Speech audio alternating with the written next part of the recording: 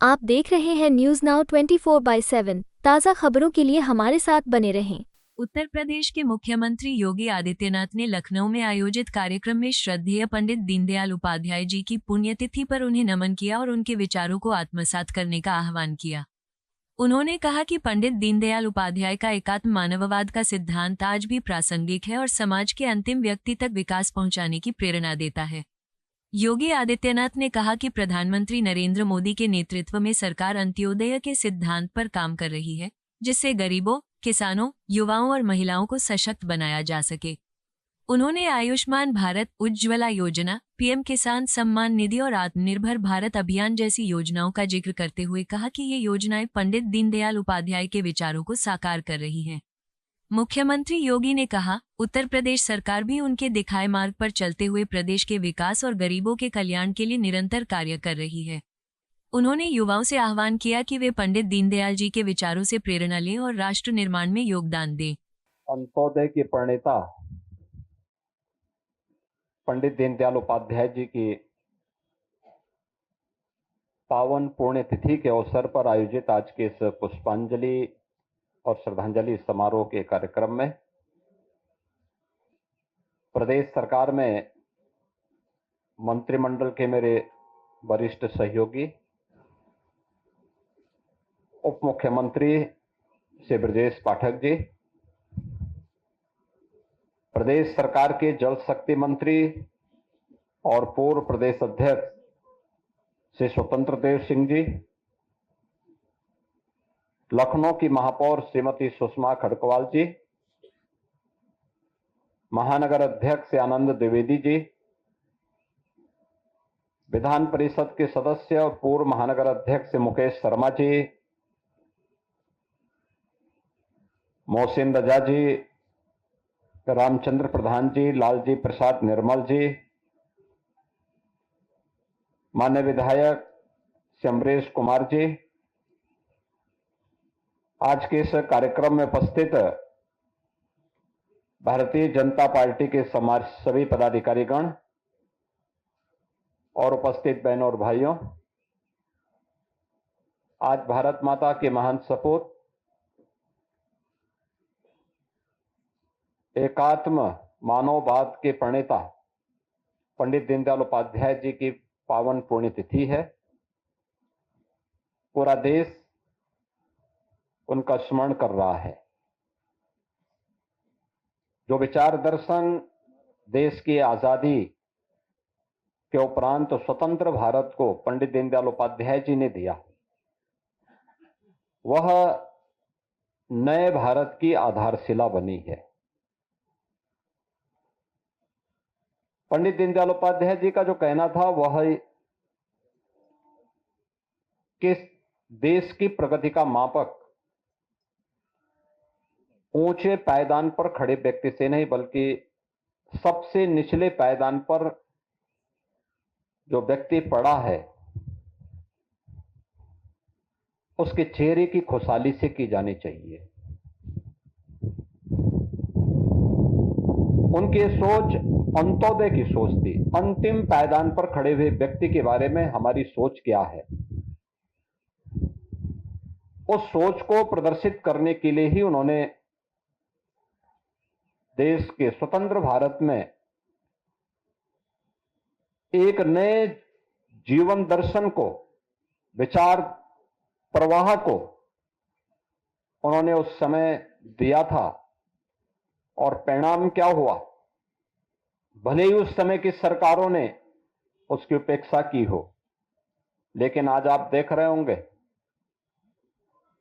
कि उस समय की वे सरकारें गरीबी हटाओ के बड़े बड़े नारे देती थी, लेकिन गरीबी तो नहीं हट पाई।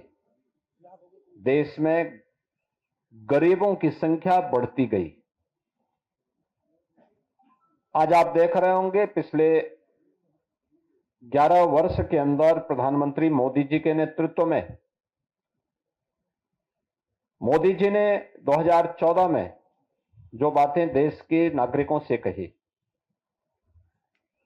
उनसे जब पूछा गया कि वास्तव में भारत के विकास का रोड मैप आपके पास क्या है, उन्होंने एक शब्द में उसको कहा था, एक वाक्य में कहा था कि सबका साथ और सबका विकास का। इस सबका साथ जिसमें जाति, मत, मजहब, क्षेत्र, भाषा के आधार पर किसी के साथ भेदभाव नहीं है। देश के अंदर अमीरी और गरीबी की रेखा को समाप्त करते हुए सबको हम एक साथ लेकर के चलेंगे, इस भाव को लेकर के उन्होंने एक नारा दिया। और यह सबका साथ और सबके विकास का भाव ही अंत्योदय का भाव है। अक्सर होता है, इससे पहले आजाद भारत में जो नीतियां बनी, उसने एक बहुत छोटे से तबके को समृद्धि की एक नई ऊंचाई पहुंचाने में मदद भले की हो, लेकिन एक विराट विशाल तबका ऐसा था जो अभावों से जूझ रहा था, बुनियादी सुविधाओं से जूझ रहा था, आवश्यक जन सुविधाओं के अभाव में भटक रहा था। इसके लिए पंडित दीनदयाल उपाध्याय जी ने अनेक उदाहरण दिए। उन्होंने आदि शंकर का भी एक उल्लेख किया कि एक बार आदि शंकर एक घर में भिक्षाटन करने के लिए जाते हैं। वे जैसे ही भिक्षाटन के लिए आवाज लगाते हैं तो उन्होंने देखा कि शंकर की तब तक बहुत ख्याति हो चुकी थी। घर की महिला और घर का पुरुष नाम सुनकर के बहुत सारी भीख देने के नाम पर बहुत सारा द्रव्य और अन्य सामग्री उन्हें देने के लिए आया। सामने दाता खड़ा है, लेने वाला सामने शंकर के रूप में खड़ा है, लेकिन इसी दौरान उस घर के बगल में एक व्यक्ति की करा उनके कानों में सुनाई देती है, जो भूख से तड़प रहा है, करा रहा है।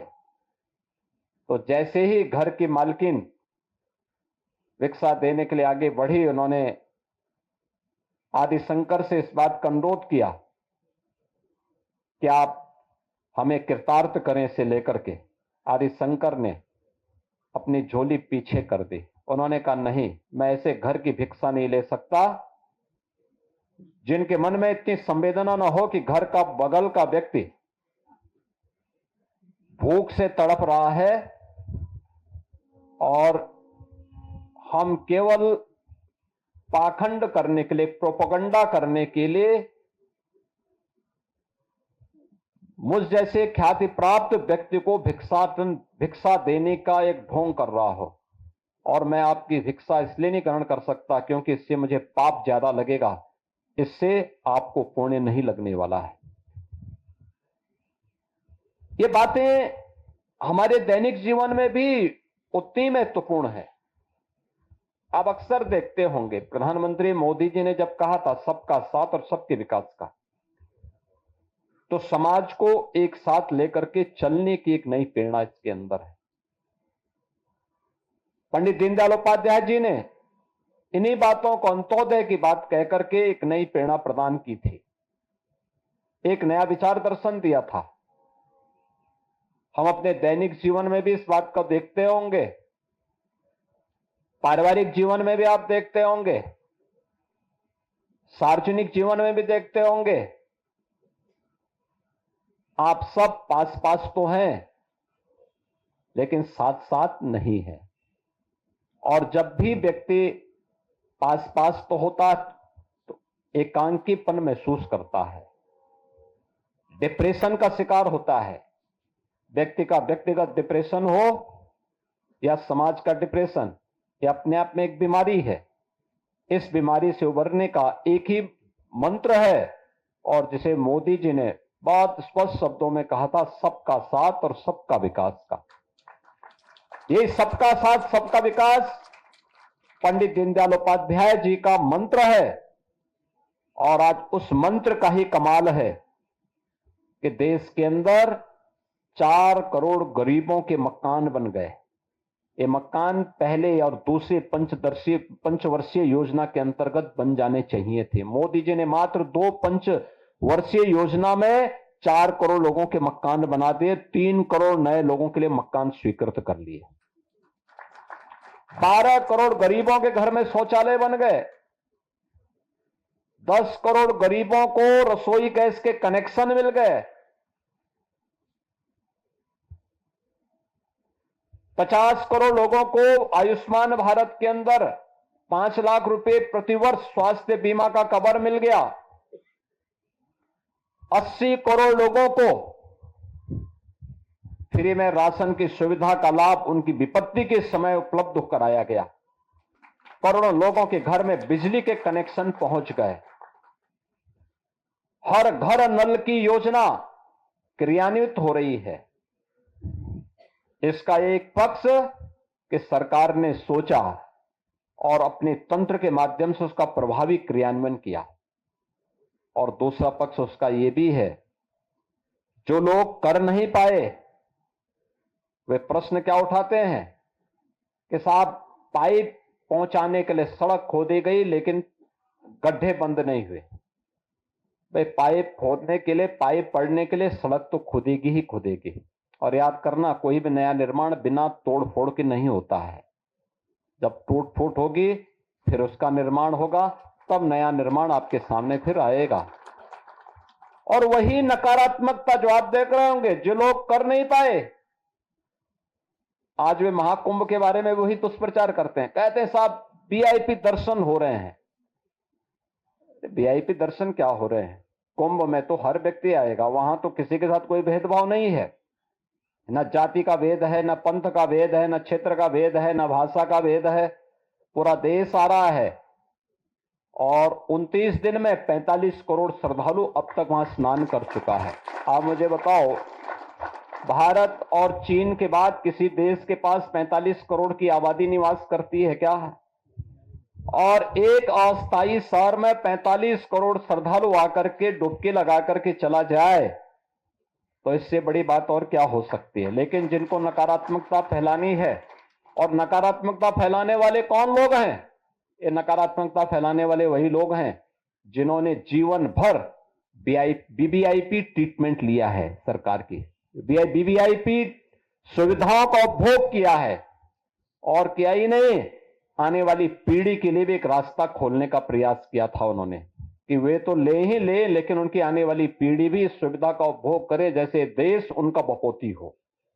ये वही लोग हैं जो नकारात्मक पैदा करके भारत और सनातन धर्म के विरोध में अपने आप को सदैव उसके खिलाफ दुष्प्रचार करने में मशगूल रहते हैं। ये वही लोग हैं जो इस प्रकार का दुष्प्रचार कर रहे हैं। 4 करोड़ परिवारों को मकान मिल गए, उनके सिर ढकने के लिए एक आवास मिला, पहली बार मिला। कहते साहब अभी इतने लोग बाकी हैं। अरे हमने 4 करोड़ दे दिए हैं, बाकी जो बचेंगे 3 करोड़ उन लोगों के लिए मकान स्वीकृत कर लिए गए हैं, वह भी बहुत जल्दी बनने वाला है। और इसीलिए आज के इस परिप्रेक्ष्य में पंडित दीनदयाल उपाध्याय जी की प्रासंगिकता, उनके विचार दर्शन की प्रासंगिकता उतनी ही महत्वपूर्ण है, जिन्होंने हमें इस बात के लिए प्रेरित किया था कि नहीं, हमें पास पास भी रहना है और साथ साथ भी चलना है।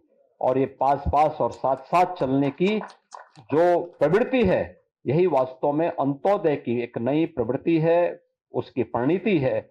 और वही समाज में खुशहाली का मार्ग और समृद्धि का मार्ग प्रशस्त कर पाएगा।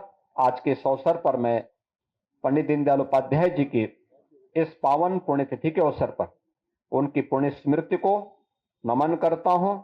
उन्हें प्रदेश सरकार की ओर से विनम्र श्रद्धांजलि अर्पित करता हूं। धन्यवाद। जय हिंद। आपको यह वीडियो पसंद आया हो तो इसे लाइक करें, हमारे चैनल को सब्सक्राइब करें।